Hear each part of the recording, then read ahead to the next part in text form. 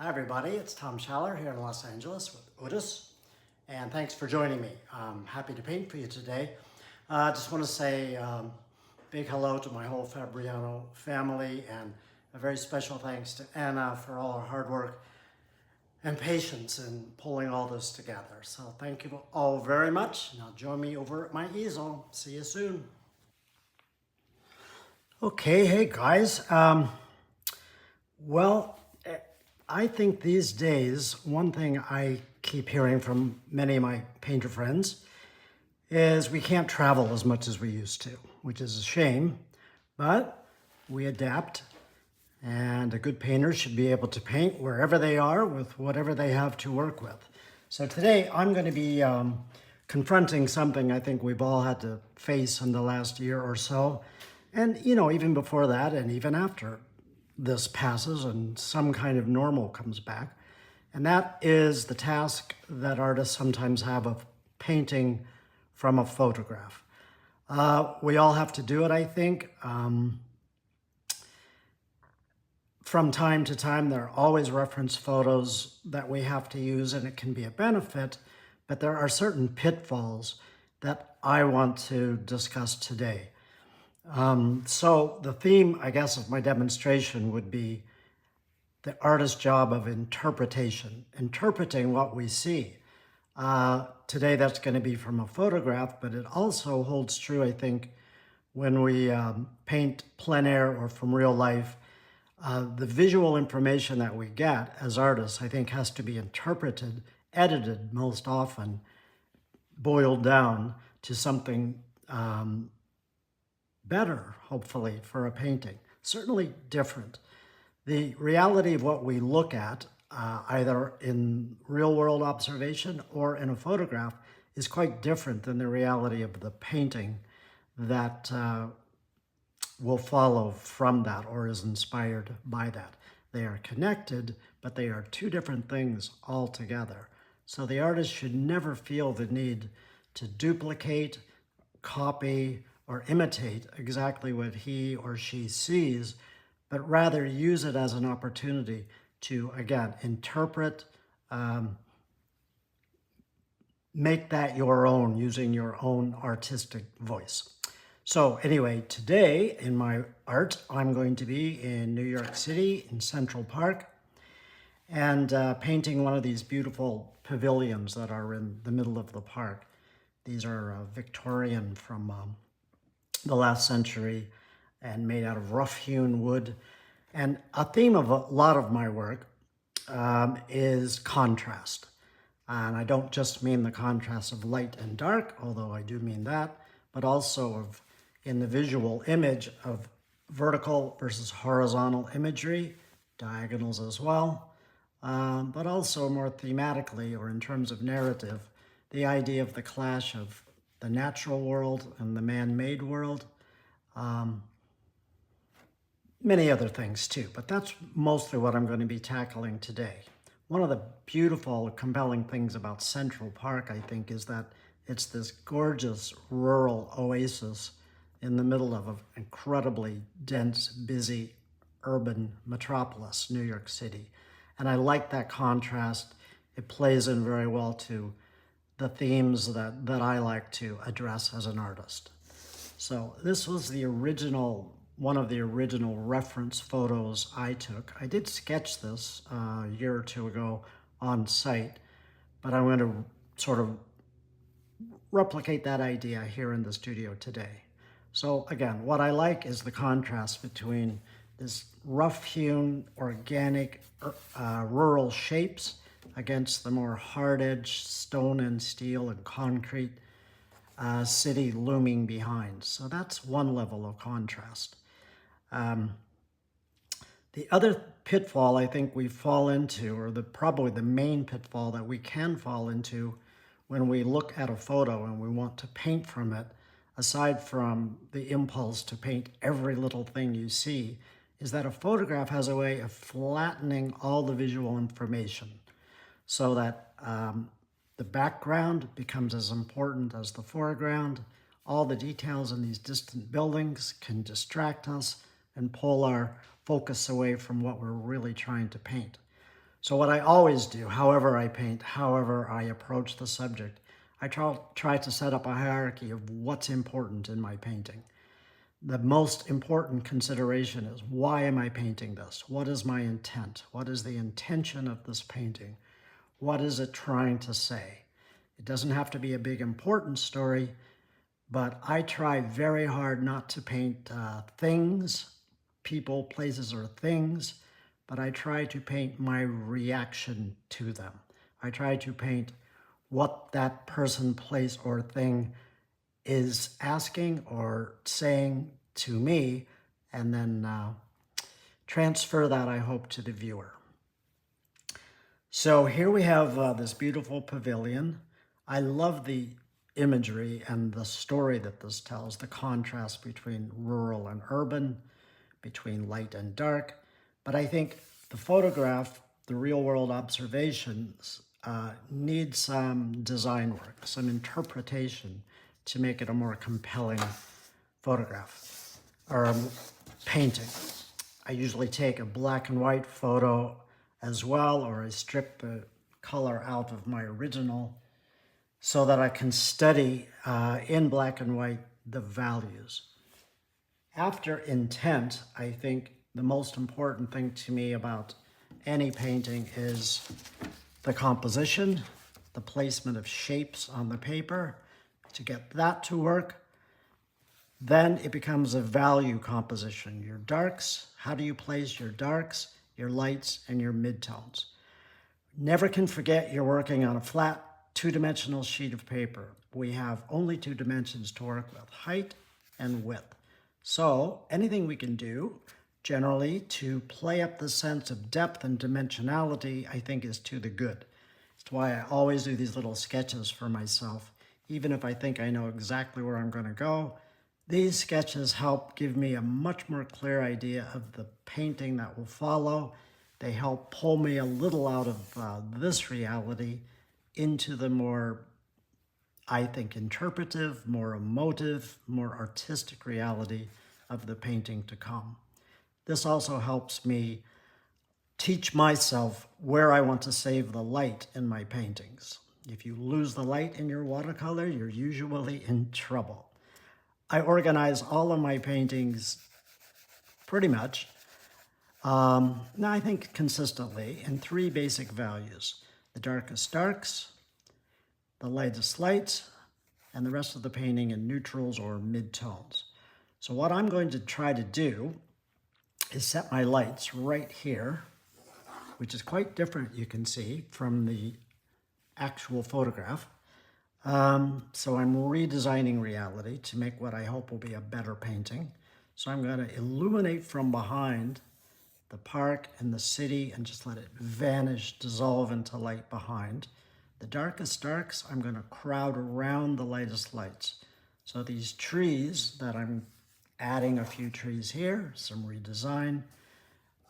These beautiful diagonal banks of rocks I'm keeping, but I'm going to make a little bit more dramatic than they really are. And in terms of value, this will be number 3. Dark, dark, dark, dark, the roof of the pavilion, and then light all behind. Almost always in your composition, where your lightest light meets your darkest dark, that's where the viewer's eye is going to go. The rest of the painting, the city behind, I'm going to ghost it out a little bit. I want it to be there but look mysterious. The foreground of the painting, it will be there too, but it's less visually important. So I'm going to ghost it out a bit too and make these more number 2, the midtones. So we'll have, I hope, a nice dialogue of dark here, little bits of dark here to pull you right through on this path of light and dark on a diagonal through the painting. The horizon line, where the people standing in the pavilion are, is just a little bit more than a third up from the bottom. The primary vertical will be here, and I think I'll have a pretty dynamic and comfortable composition in this way.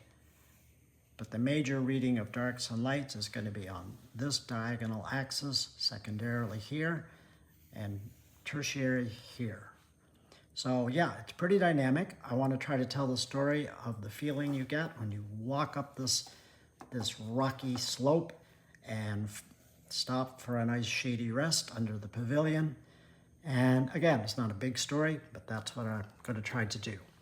When I do my paintings, I will use my little value sketch way more than I'll use the reference photos. I'll have these at hand if I think I need them.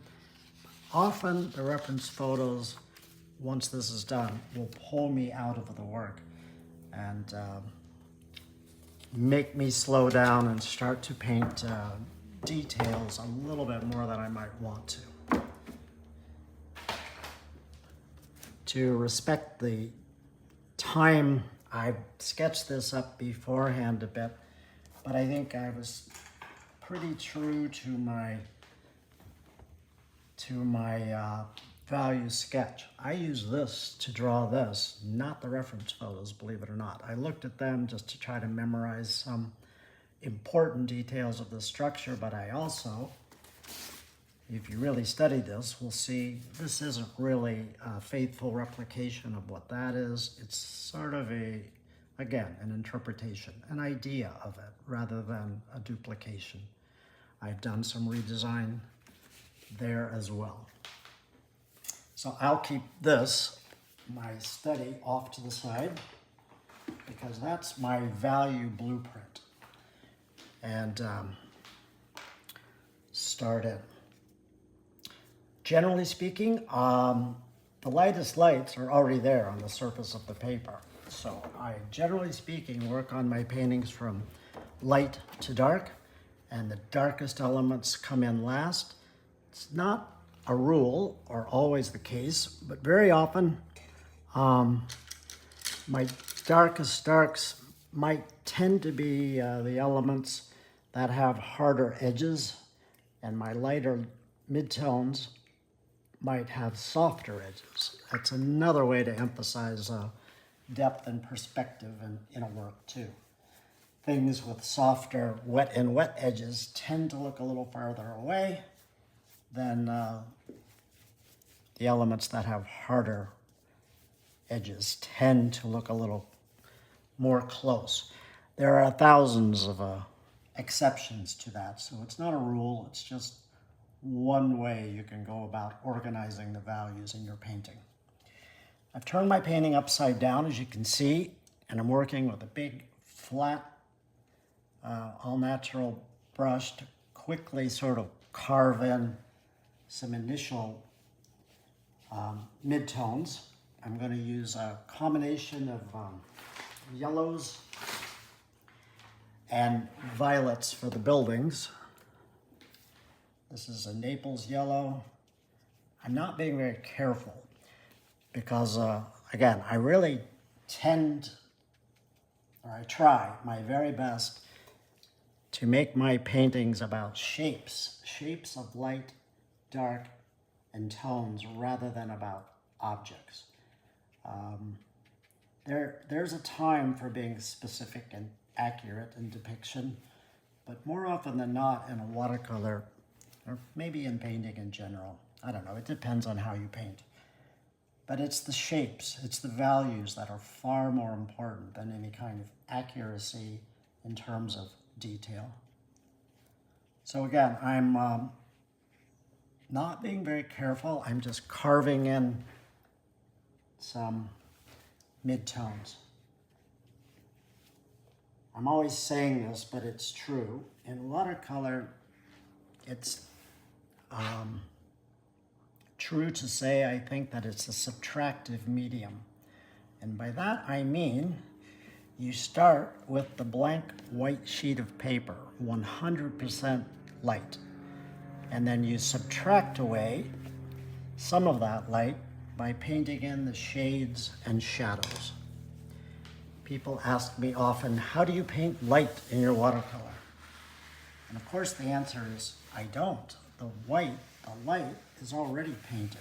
What I paint are the shades and the shadows. And so for that reason, I think the watercolorist has to pay special attention to the areas of dark in their work because that's all we paint.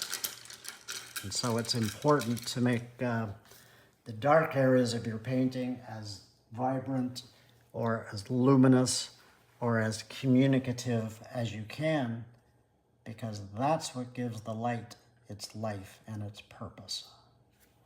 I flipped the painting back, as you can see, and now as this begins to set, with the very kind of washed out tones of violet and little bits of cobalt blue, I'm just carving in some of these shapes of the city behind. I don't want hard edges back here because I want this to look mysterious, fuzzy, if you will, and far away. So as this dries more, I will put a little bit more identity and tonality on here, but not a lot more.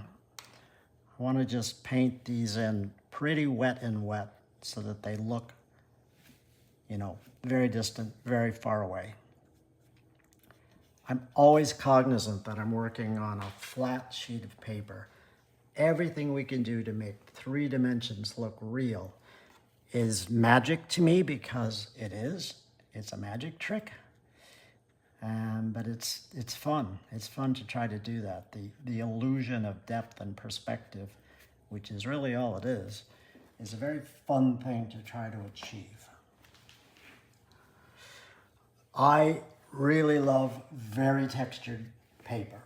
I think in combination with very wet sediment-based pigments, which I also prefer, you get a lot of this opportunity for these scrapey, scratchy, dry brush marks that add sparkles of light and luminosity in your work. And the more textured paper makes that effect so much easier to achieve.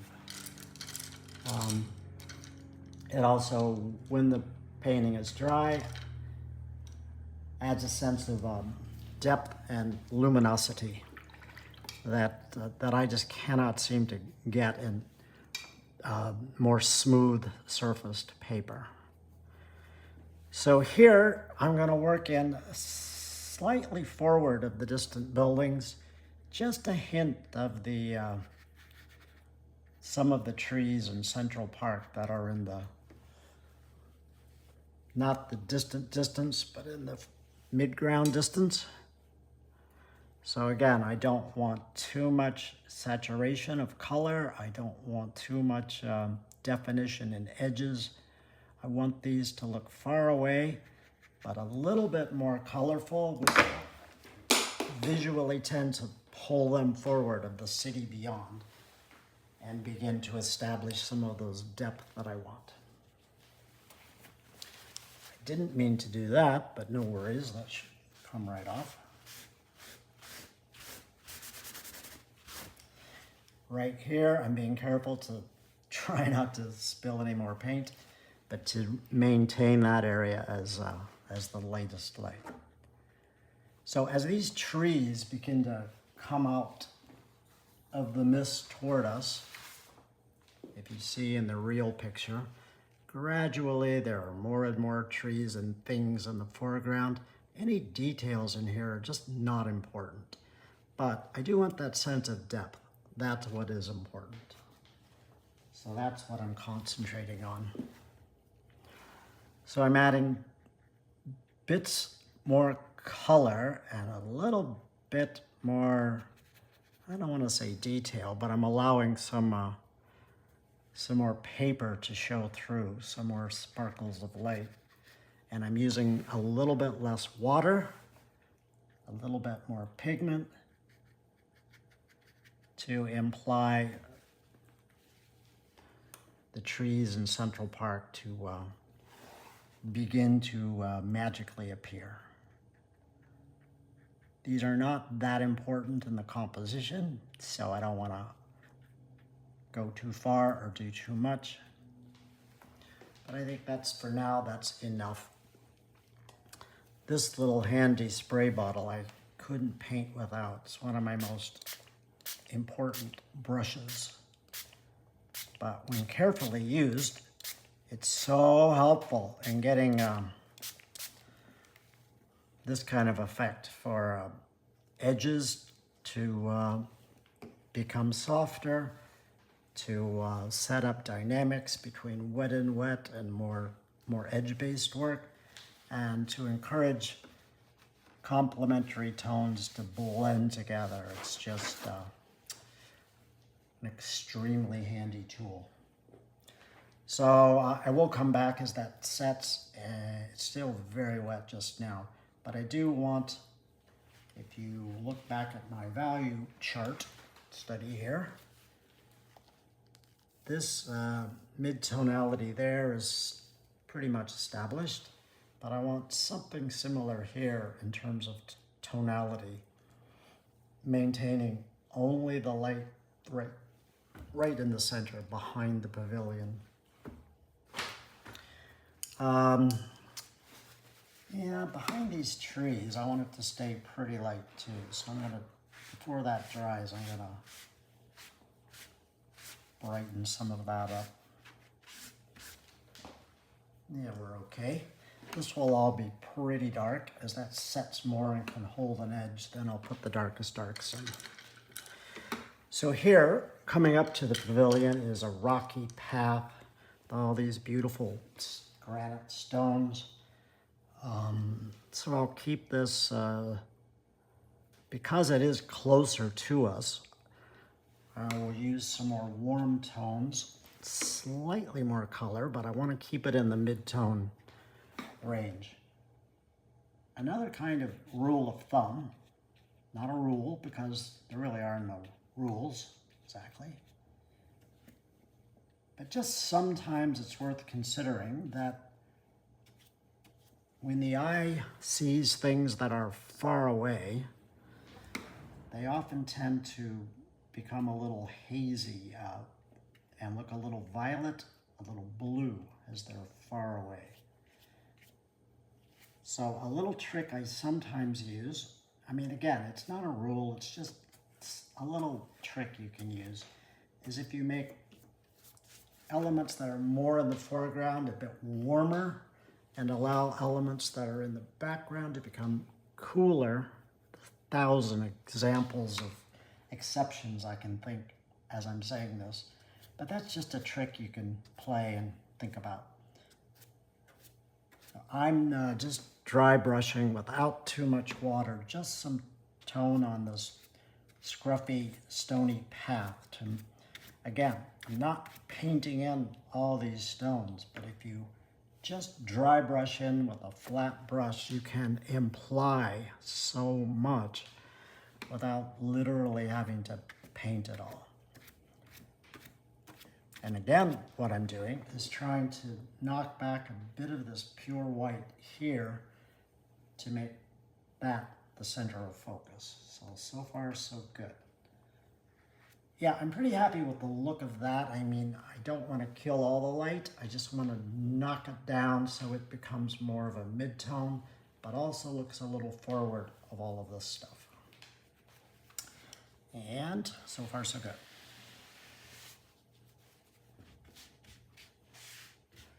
I usually finish my paintings in one sitting, even very large ones, if I possibly can. And that's great, but it means you kind of have to pace yourself, staging areas of the painting at different points. You can see this background is certainly not dry, but the shine has gone off the paper, meaning it's beginning to dry a bit. So that's good. If I want to do a little bit more work on the city and the distance, now's the time, I think, before it gets completely dry. So I'm using pretty washed out tones that I was using before of some cobalt blue and some violets, and a mid-sized flat brush to just scrape in some shapes of the towers of Manhattan, sort of vanishing into the mist beyond. So again, the paper below is not dry, but it's dry enough that it holds just a hint of an edge, and then some places it melts in, and that's good. It's a gamble when you go back into a wet wash if it's going to be too wet or too dry, but you know, what have you got to lose?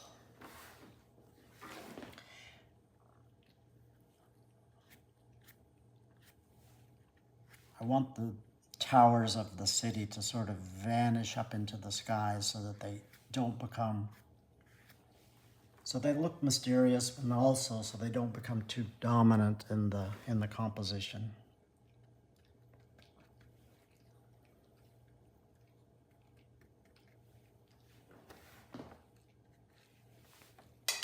Starting to get a little too dry. I don't want too many edges, but I have my little spray bottle to soften any edges that look too hard if I think I need to. I think we're okay. Again, it's just the sense of the city. I'm not doing a portrait of New York. That would be a different kind of a painting. So I just want a sense of this giant metropolis looming up behind this idyllic pastoral scene here. Behind the trees, there are loads of buildings. It doesn't really matter. They're going to be partially covered up, but I would like a few of them to just peek through.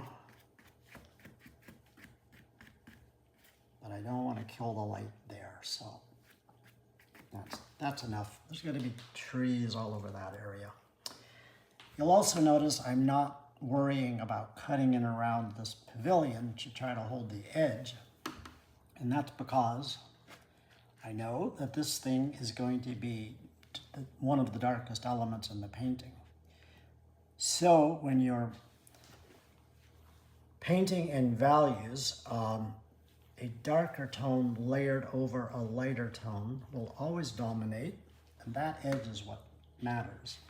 It often looks worse if you paint in a lighter tone and try to hold that edge and then paint up to that with a darker edge. It can look very fuzzy and indistinct. It's better to layer one darker wash over a lighter wash whenever you can do. So down here, I'm going to try to do the same sort of flavor in some of these trees to get just a hint more identity. What I'm also doing, as you might notice, is giving this time to dry a bit so that then I can come in here and do the darkest elements against slightly drier paper to be sure that they'll hold an edge. I'm going to try to soften that guy up there with a little mist. Otherwise, I'm pretty happy with the city. I think it's fine. I think this could use some slightly more shadowy tones, so I'll use a little of the violet, maybe mixed with just a little bit of blue.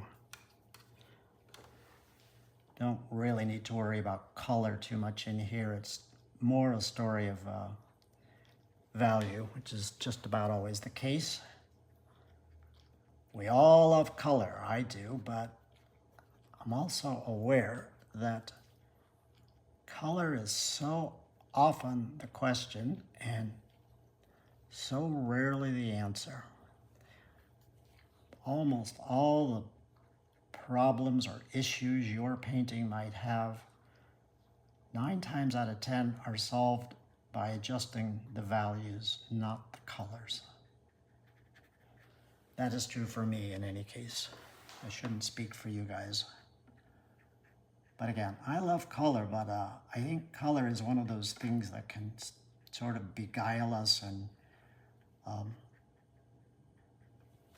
make us ignore the values, which are often much more important.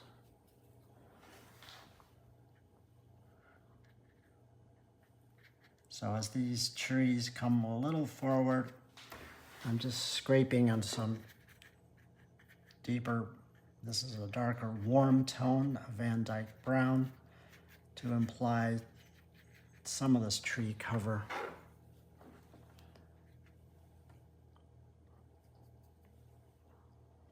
bits of jadeite green as the trees get even nearer still. All the time I'm doing this, I'm telling myself, don't go too dark there. All of that is not the star of the show, and I don't want it to dominate the painting. But I think it needs to be a slightly richer mid-tone overall. Now at the edge of a flat brush, I'm going to apply some trunks of trees.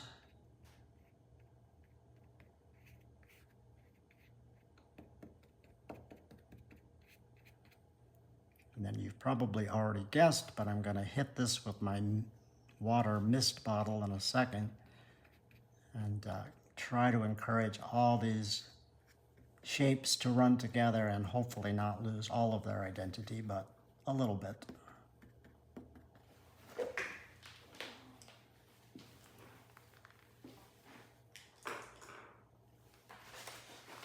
So sometimes a little tip if you're using your spray gun and you don't want to disrupt anything in one area, if you just mask it off like this, and then you can just hit the bottom of that area, then it's pretty easy to protect another area, in this case, whatever's above. So what I was trying to do is this, to maintain a few little sparkles of light to look mysteriously like the heavy forested area of the park, but still look far away and yet a little closer than the city beyond. Yeah, I think it's happening.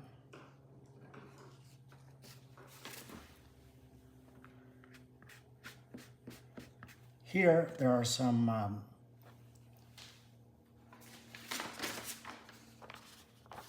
hedges, low ground covers and hedges on tops of some of these closer rocks. I'm going to play these up as a darker shape than they really are and treat them more graphically and compositionally. So they will layer over those trees beyond and hopefully all fit together nicely. They should do.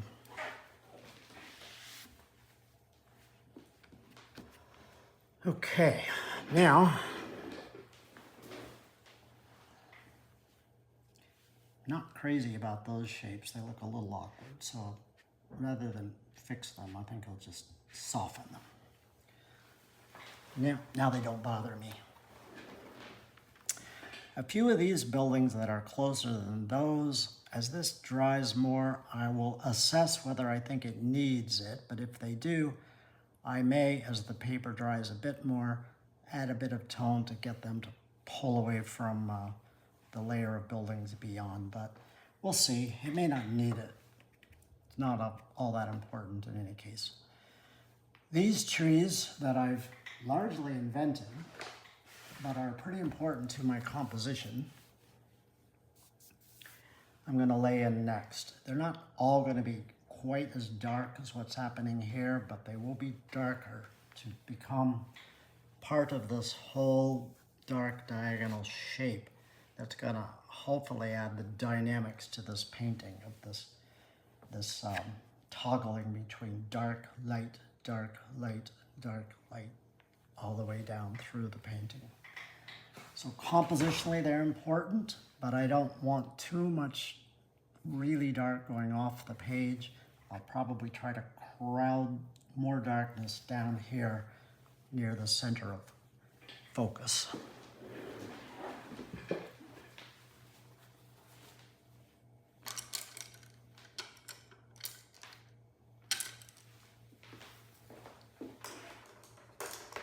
When I paint trees, I usually,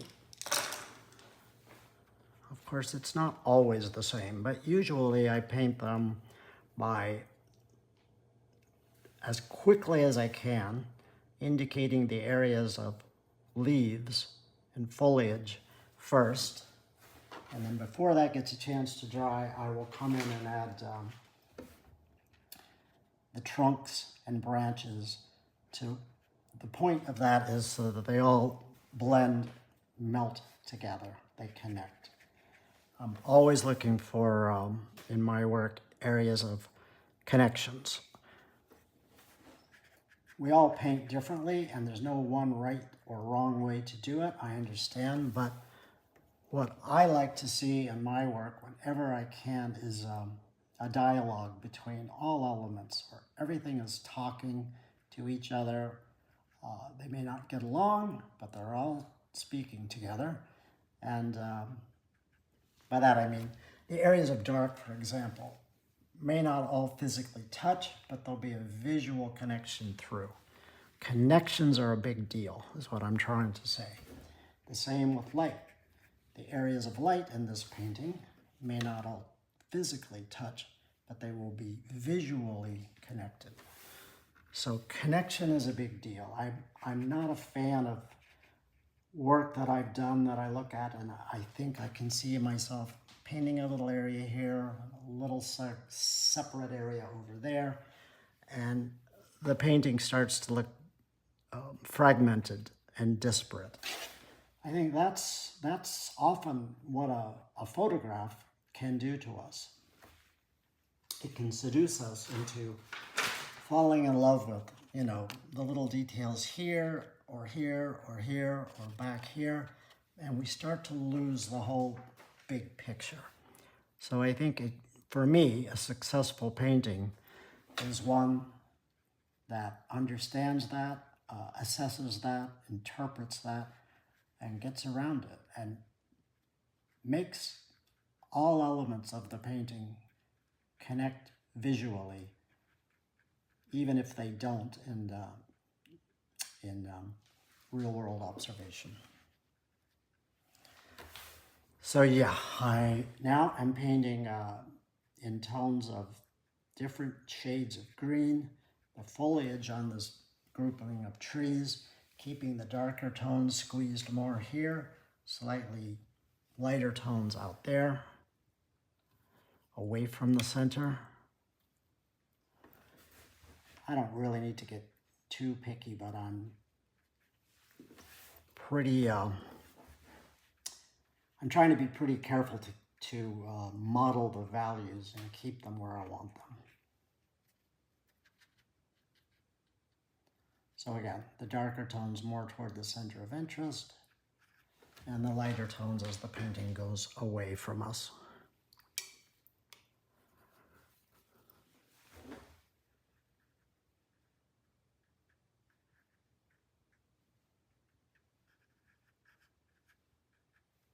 This is a serpentine green, modifying it here and there with some darker jadeite green, little bits of ultra blue, and then some burnt sienna for some warm complement highlights.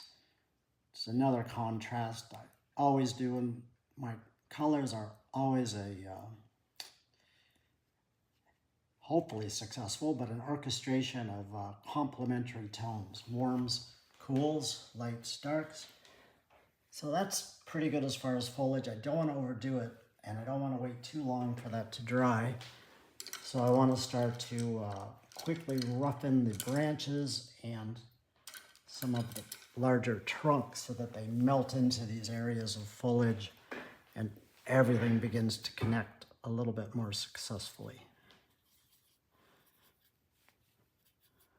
What I'm using for that is some Van Dyke Brown, dark, warm tones, a little small flat brush for the larger trunk areas.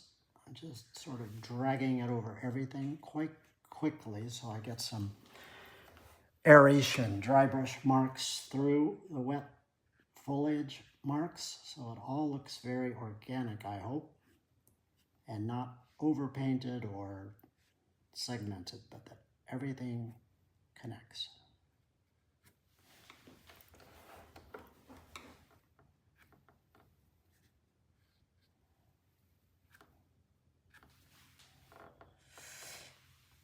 This kind of thing is what I'm going for, where one thing just becomes another thing. I don't know if there's anything in watercolor I love more than that effect, or that idea, really, the idea that one thing can just magically become another thing. I know in probably all painting mediums, there's elements of that and you can do it, but I don't know of any medium other than watercolor that can so successfully do that magical thing where one element can become its opposite. Or here, for example, the sky can just become the buildings and the buildings can become the trees. It's great. You, as the artist in watercolor, have the ability to orchestrate that effect and to play around with that and to have real fun doing that. You can incorporate such beautiful and compelling areas of mystery and tension, resolution, all these great topics. So with a smaller round brush, I'm putting in some of the smaller bits of the trees, little thinner trunks, and some of the branch work. Trying to do this as quickly as I can, more like calligraphy than anything else. If I paint these too slow, they'll look, a little tight and fidgety and a little over-considered.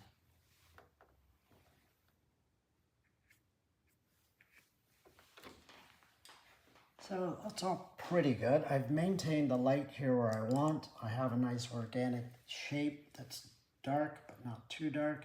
I think some more value could be worked into this area closer down in. And I think some of these branches in a lighter tone could hang out here over, be slightly more elegant if I can pull that off.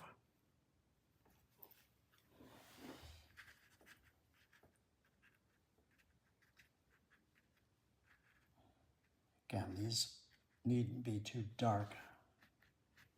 But the overall shape of this tree is pretty good. So I'll stick with that.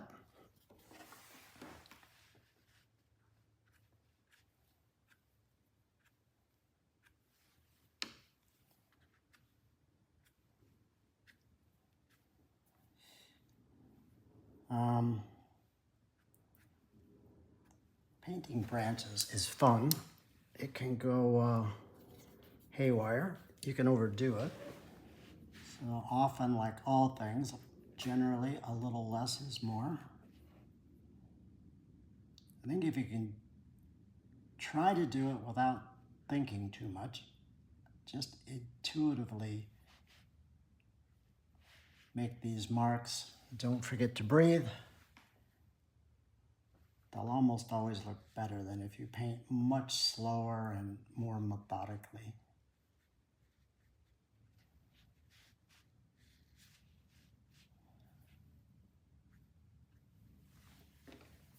If you can, hold the brush back as far as you can and then lift it off quickly. Some very nice organic shapes going on.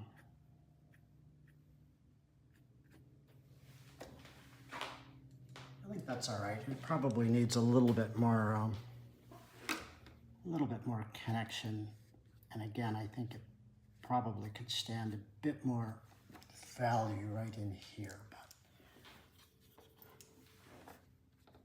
while it's wet, I can drop in a few more dark tones. And that's pretty good.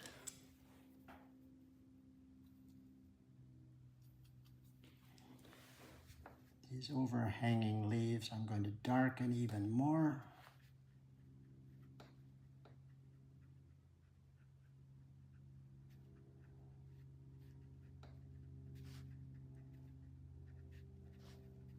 And on this very leading edge up against the lighter sky behind, I'll put in some very deep leaves, almost as highlights, really concentrating on the center of interest.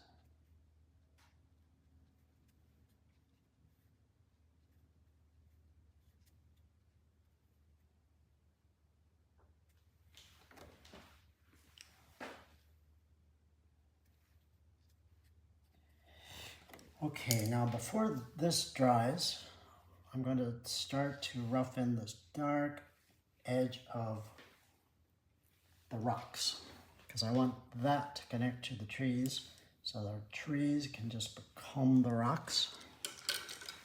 For that, I'm going to use a bit more of this deep brown. I'm going to modify it with some blues. Darken it even more, maybe with a little bit of neutral tint. Get pretty dark as we get down here close to the pavilion. The edge I'm going to keep a little bit defined here and there, and a little bit scruffy here and there. It's very little water, almost just dry brush, but enough so that it'll connect up to the trees beyond.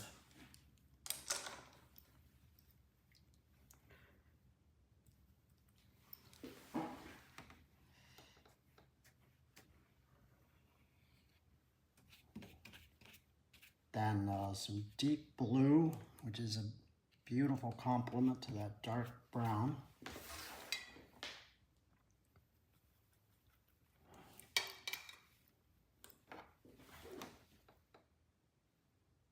This is French Ultra.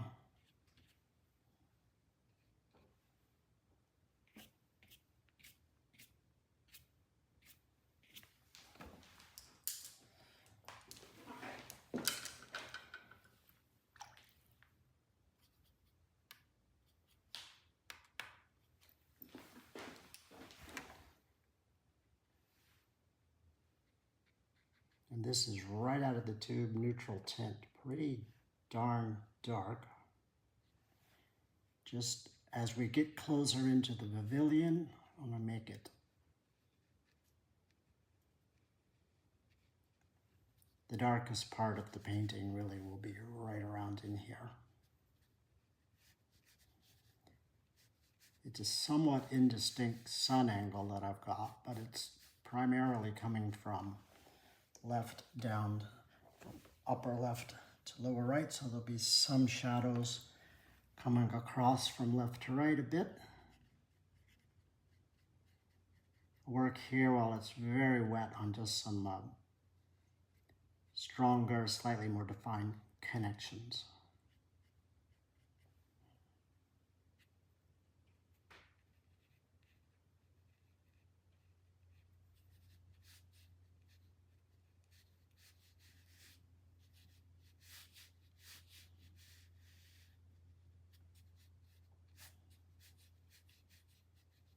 And these big blocky shapes of rocks and trees are going to come down and make, I hope, resolve into these more filigreed lines of thin horizontal shadows across the small stony plaza, and then connect up to the big rocks on the other side.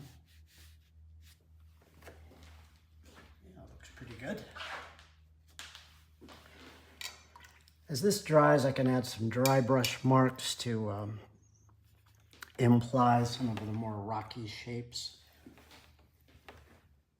just peeking through the shadows. But it does not want, in my opinion, too much detail. As much as I can imply over there rather than absolutely state, I'll be happier.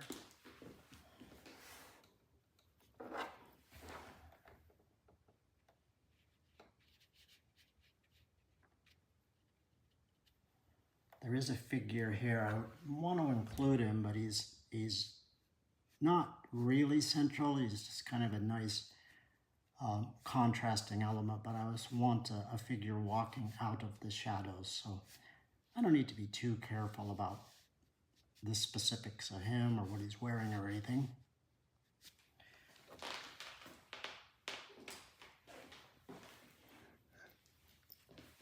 The only thing here that's needed is to just soften the bottom of this and just let it dissolve into more neutral tones. So obviously what I'm starting to do is the darkest darks of the painting. They're here. They'll we picked up over here, and then pulling this diagonal through out of the painting there, and of course they'll be here, which will be the last thing I'll paint. I can see we're actually running out of time, so I'll keep painting, but we may have to edit out some of this in the center.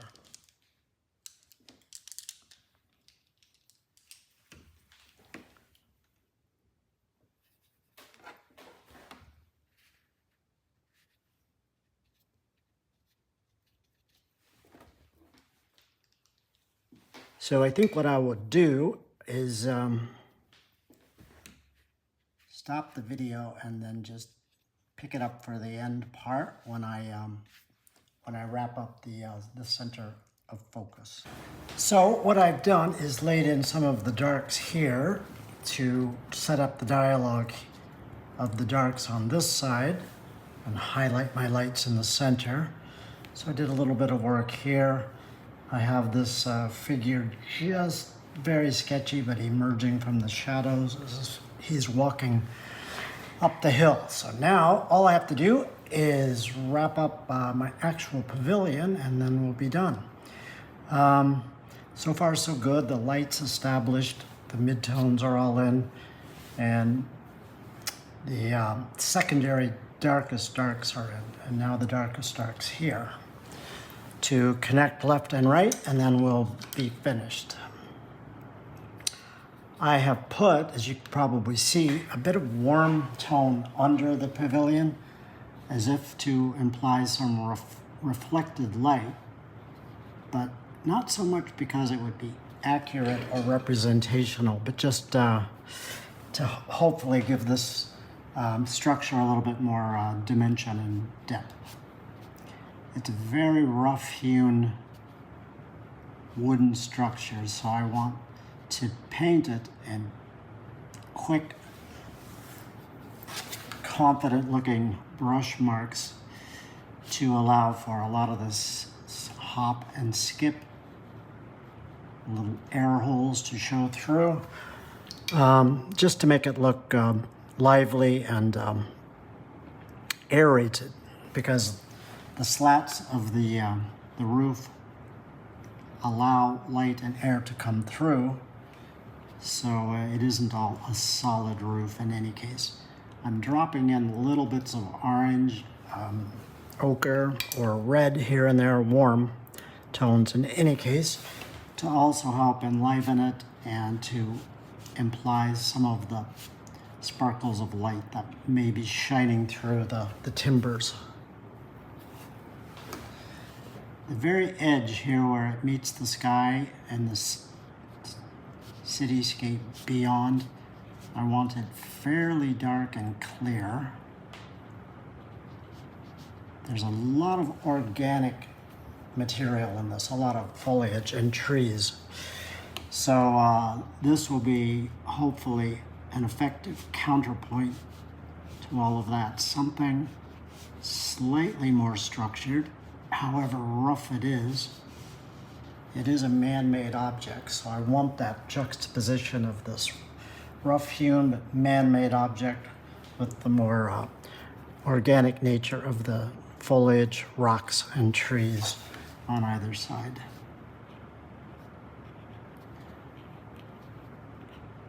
So I'm using a range of colors for this structure, but primarily what I'm going for, as always, is shape and value. The whole thing needs to read as dark, but that doesn't mean it needs to be solid, a solid shape. I want a lot of air, as I say, to look as if, and light to be peeking through the dark timbers, and a few contrasting notes here and there of lighter, warmer tones against darker, cooler. Into the wet, I'm dropping some bright orange to make it look as if some sunlight is bouncing and hopping up and peeking through. I don't need to do too much of that, but just a little will enliven it and give it a little bit more life than just a solid dark element. afford to eat away a little bit more of this light, but it's pretty precious, so I have to be careful. Now over here, the pavilion actually vanishes behind this bank of trees, which is good because it kind of enhances the whole story I'm trying to tell of this interweaving of the natural and the man-made worlds. So here I want it to look a little mysterious so that you really can't tell what is a tree and what is part of the pavilion. That's good. That's what I want. I want it to sort of become a little mysterious and to vanish within and under the canopy of trees. Yep, that's nice. It has these bent wood supports. I mean, obviously I could choose to ignore them, but I like them. I think they add a nice, a note of man-made but lyrical structure. I'm gonna get fairly dark with these right around the center. Pretty compositionally important, so I can afford to go a little bit more specific and a little bit darker.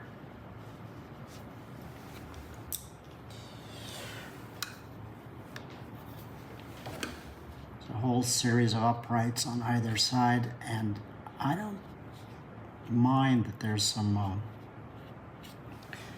dry brush marks here. Yeah, I mean, the whole nature of this is informal and kind of rough hewn, as I say, and made by hand. So this will help sort of enhance that feeling, I think.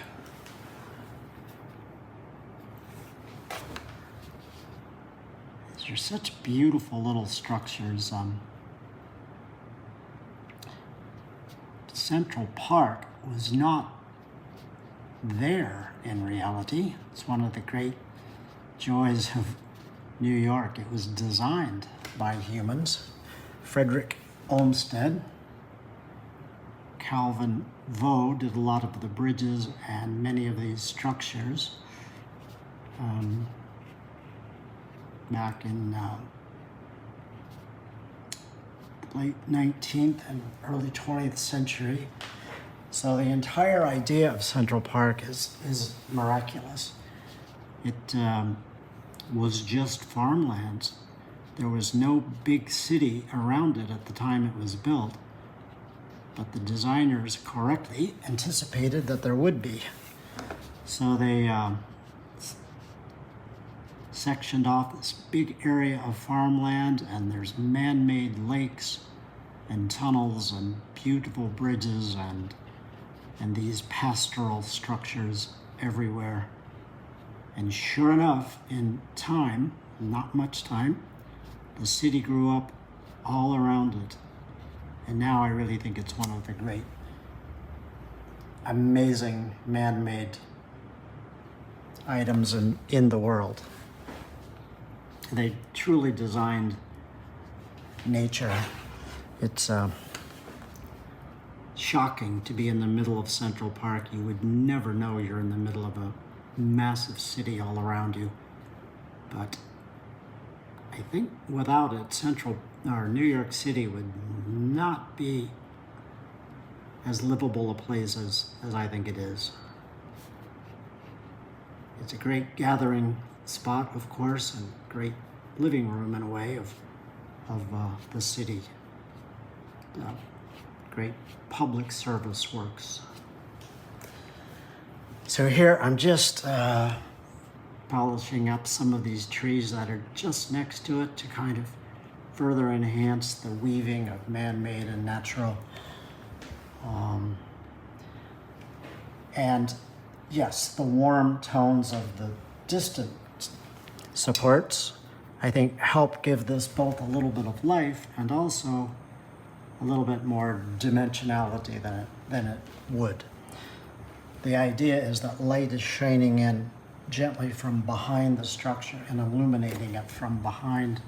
So there might well be some uplights of the inside of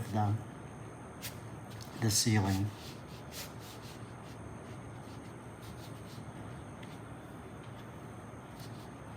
don't need to get too fancy.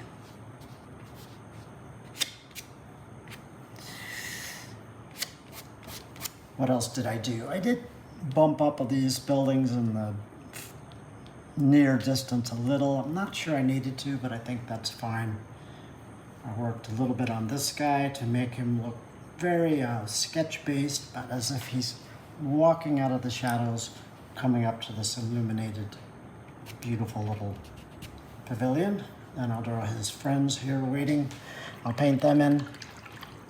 They will be backlit in terms of lighting, so they'll be dark in terms of value, but I don't want them to be solid dark in terms of color. So one way to do that is to paint them almost as if they're silhouettes. A little bit specific because they're kind of central.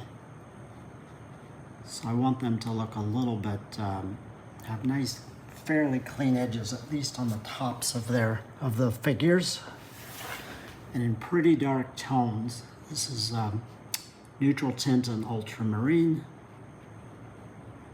But before that has a chance to dry, I'm going to drop some color onto the figures.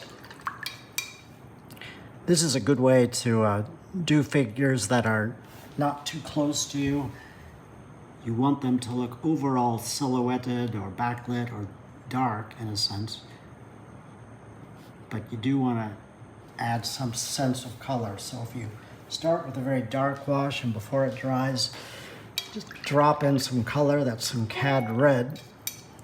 It implies, in this case, that this woman is wearing a dark red top, but without having to get too, you know, overly specific or detailed.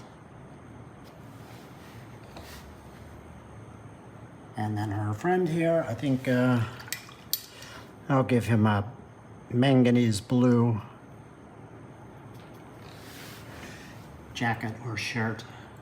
Just a little sparkle of color. Again, without getting too picky or too specific.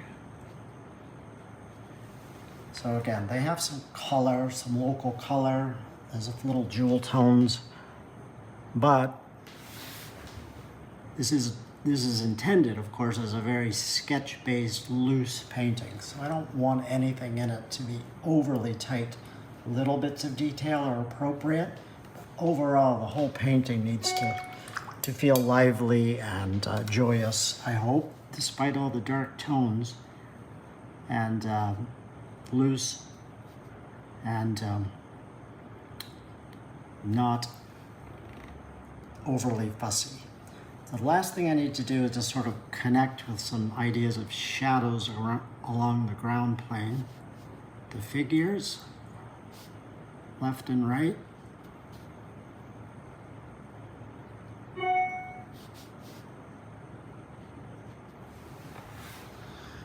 And I think it's appropriate.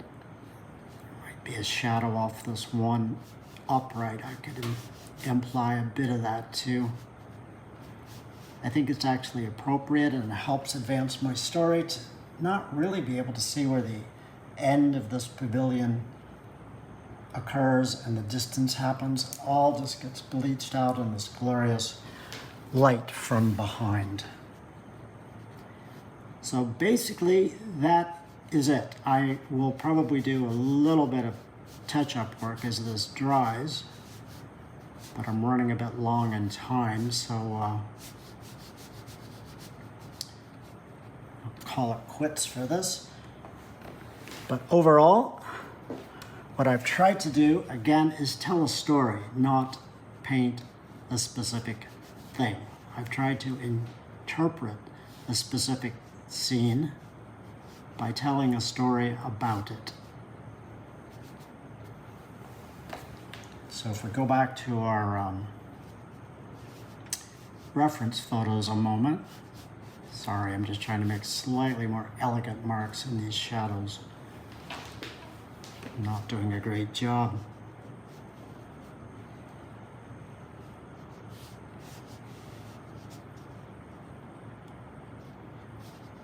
Yeah, it's better. So if we look at our reference, the initial reference photo of this place in Central Park, I mean, it's very obvious to see what I've redesigned.